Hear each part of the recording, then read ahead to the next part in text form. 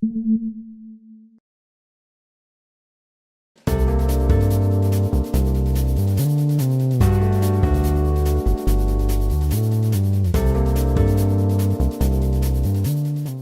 everybody, what's going on? Your host, LovelyCheesePizza here, joined by my wife, Mrs. Cheese Pizza.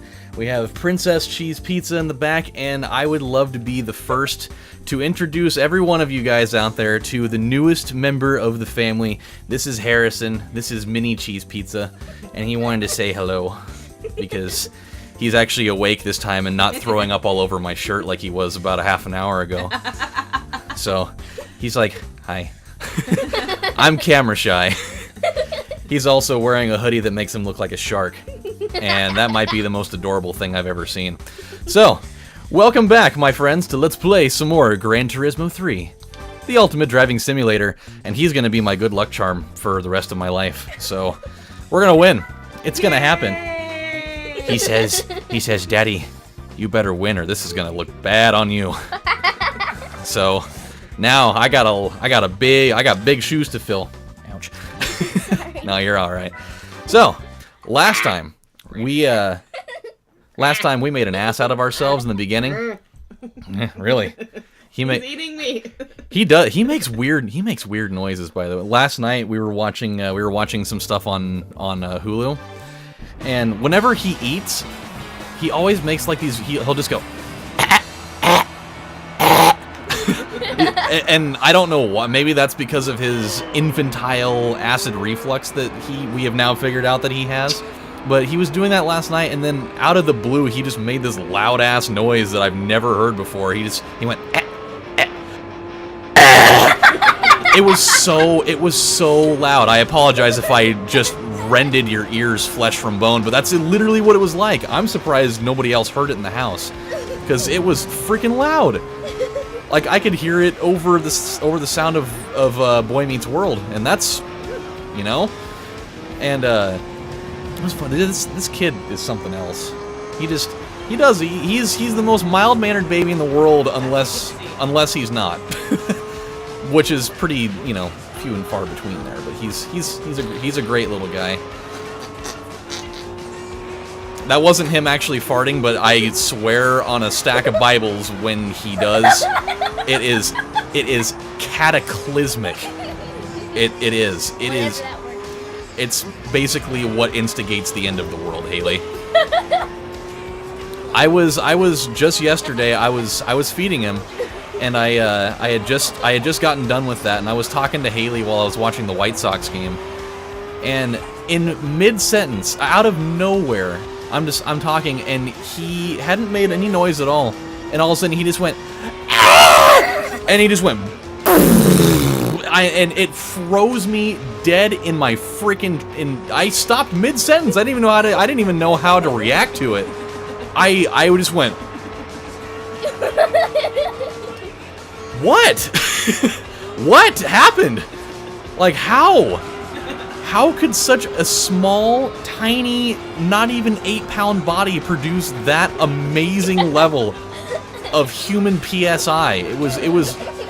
It was nuts. And what's worse, after that, he just like he does the initial scream and blowout, and then he just like all of a sudden shifts his looking up to me, and he just goes.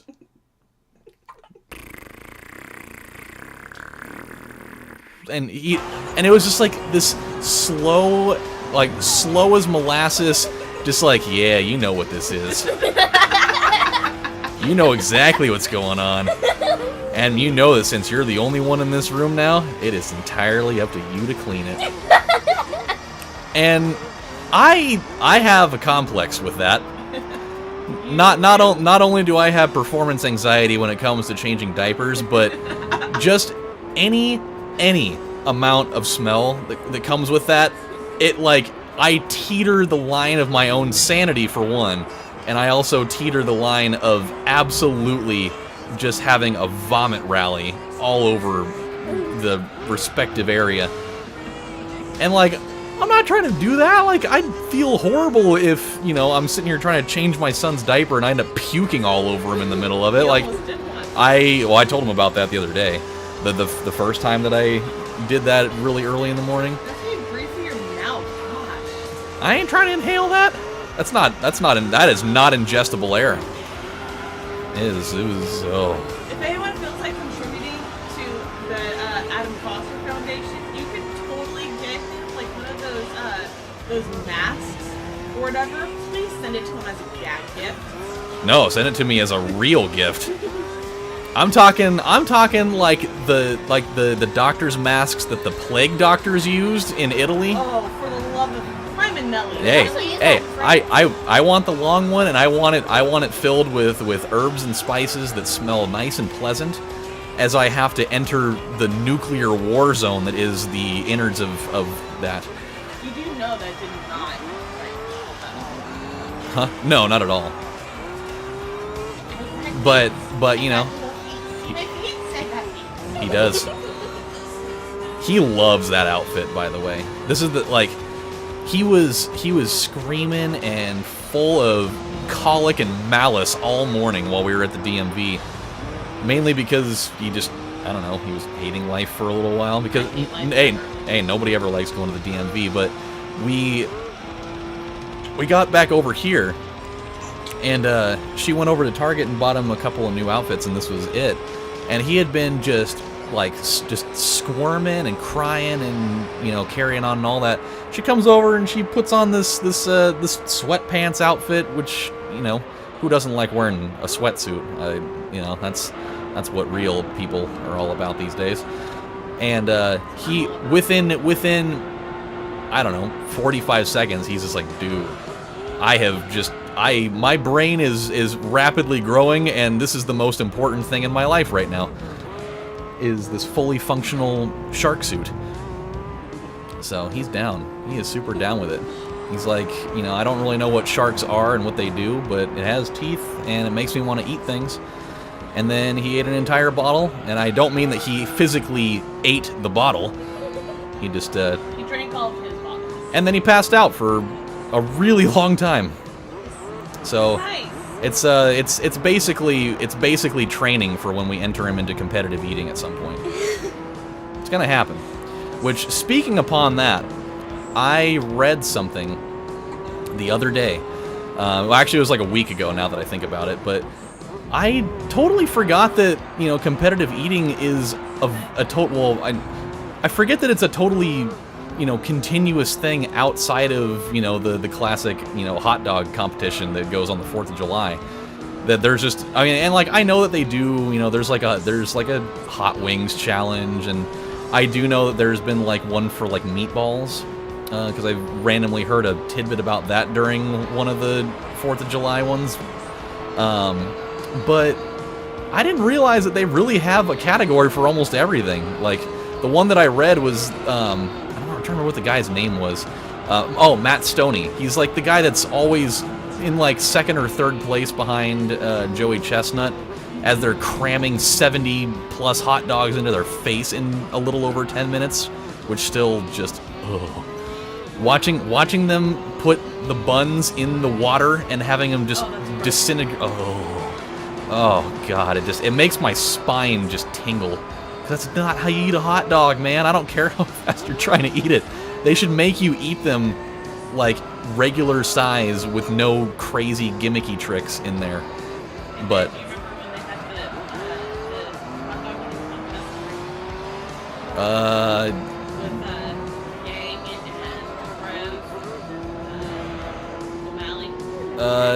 vaguely. Yeah, I watched Grey's Anatomy, by the way. I didn't really do a lot of that, and then I watched the first season of it when it first came out, and I was like, you know, it's a medical show. I like medical shows. And then I didn't really watch any of it after that. But then we got married, and then I watched a lot of it, and I mean, I've watched like all of it almost twice now. So that is, hey, I'm not talking crap. I'm just it's like there are parts of it that I'm just kind of like, Like some of the stuff with characters I'm not super wild with, but for the majority of it, it's actually pretty entertaining to watch. I didn't realize these guys were like literally right behind me. Yeah, he's on your ass. Don't worry, I'll be all right. I'll be all right. I'm driving a Lotus. We're we're gonna be good. Is it a Lotus Esprit? No, it is a Motorsport Elise. Ooh. I thought about doing the Esprit, but I did not do it. Just because I like the way this looks better. I've always thought that Lotus Esprits look kind of like they kind of look like DeLoreans. They do. They kind of look like DeLoreans, but more luxurious and probably a lot less prone to spontaneously catch on fire. They sure did. So yeah, for those of you that don't know, that's one reason why the production run for DMC DeLoreans did not last incredibly long, because they were really prone to catching on fire. A lot. People probably kept trying to push the 88 miles an hour Well, you know, really quickly. but they didn't have the 1.21 gigawatts that they needed, so it doesn't really matter if they got to 88 miles an hour. It just wasn't going to happen for them. So that's their own problem. You don't have yourself a flux capacitor, whole thing's going up in flames, and you're going to get killed by Libyans. So that's just... The Libyans! And then, you know, basically almost crashing into a shopping mall. 1.21 gigawatts! Great Scott! Wait a minute! What the hell's a gigawatt? I need to watch that again. I haven't watched that in a few months. I like that. Oh, that makes me sad. That makes me horrendously sad, by the way. I heard The Power of Love on the radio yesterday, and it made me sad, which is like the last thing that I ever wanted to hear from any Huey Lewis and the News songs.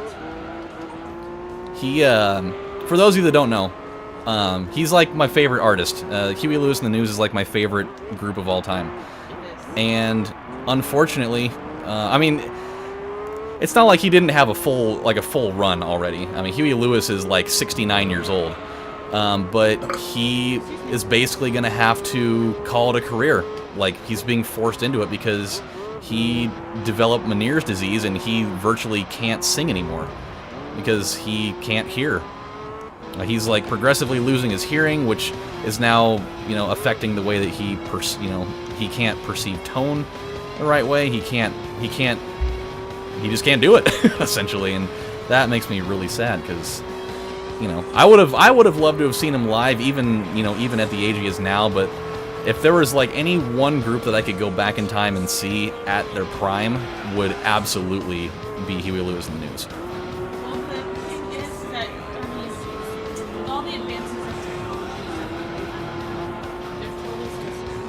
he has options for once his career goes. But, with that being said, it's not a not go that far just to... Oh, I'm sure he would. He was saying in the interview where he basically divulged all that information that when he got off the plane going to one of his venues, it literally, when he was far gone away from the plane, it constantly always sounded like he was like standing on a runway with a running plane. He just said it just always sounded like there was a jet engine running right next to his ear. And so, you know, that makes it pretty damn hard to sing when, you know, you just have this deafening noise in your face all the time. So, I feel bad for the guy. But I mean, he is 69 years old, and his career's been going on for like 40 years. So, I mean, he's definitely had a wildly successful run in the big times, but I always just feel bad for anybody in like any profession where they've been successful for a long time, where they don't get to retire on their own terms. You know, whether it's a basketball player getting forced out of the game by injury, or, you know, a baseball player, you know, breaking a leg or something and having to retire early, or even like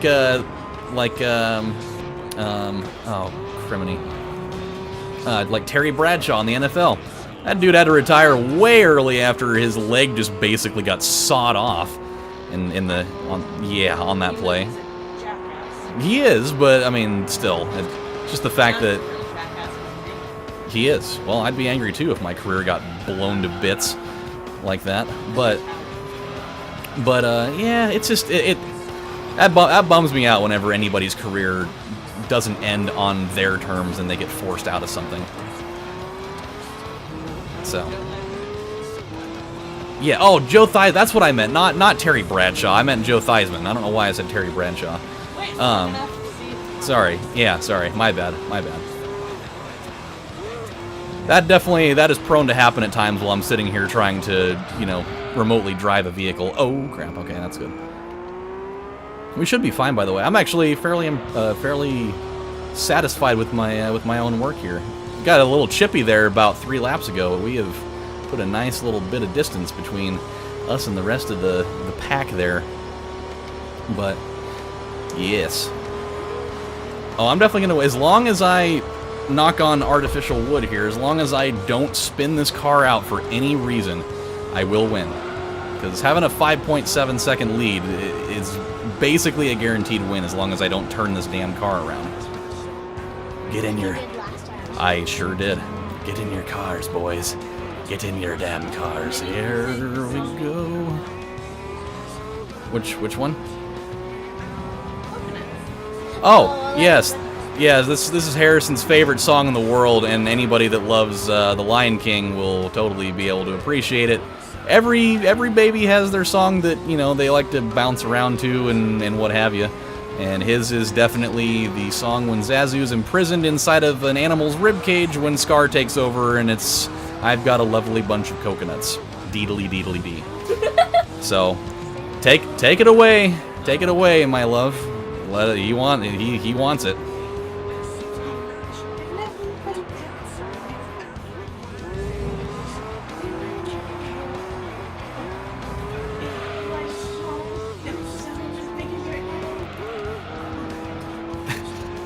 Oh yeah, he loves it. He will definitely look at her or whoever's right in his proximity the entire time with this look like, what in the hell is happening to me right now? It does. Like, he doesn't understand it. He's just like, this is terrifying, but I like it. Every baby has their song. His is Lovely Bunch of Coconuts. Haley's, when she was a baby, she just liked to have her legs in the bicycle motion, and I'd go... And then there was Preston. His was a great deal more obscure and weird and harder to understand, because he was all about some crazy burlesque joint that just, I don't know. I would do burlesque like singing with him. So it's like this ultra like sultry kind of like hypersexualized deal. Okay, so for those of you that you're gonna have to jump up here a little bit. Oh, crap. Okay, so for those of you that don't know, Preston is like he's a sweet little boy. He's very to himself for the most part. When he was a baby, this kid, I swear and kid you not, loved being naked. There was nothing on the face of this planet that this kid loved more than being naked. In fact, as soon as you took off his clothes, that kid would run around the house stark naked. Cellulite jiggling and all. He was a fatty. He was fatty McButterpants. He was. And he wanted all the ham. I mean, this kid, if I could show you guys pictures, and you know, sometime I'll But knowing YouTube's regulations, they would find a picture of a naked baby as nudity. I would not show a naked baby picture, but I definitely would show. This kid had rolls. I mean, this kid looked like he was like stuffing Thanksgiving turkey into his cheeks and keeping it there for the winter. He was an infantile version of the Stay Puft Marshmallow guy. He really was. And so when when I'd give him a bath, as soon as he'd get out of the bath, that kid would bolt down the hall, running, naked, making thunderous impact in the floor. And he would laugh and laugh because he thought it was the funniest freaking thing. And so that is what I did. So she did that burlesque joint because that's apparently what he liked. And I think they need a sample of it. Hey, they're gonna be wondering what the hell is this burlesque thing that we're talking about. So I think you need to demonstrate. To Harrison. Sure, why not? You did it already to me yesterday. Yes, the look on your face is just oh, holy shit. It is its own thing, believe me. Hey, baby. Here we go. And then as soon as we're done with this, then we'll be good to go for the evening.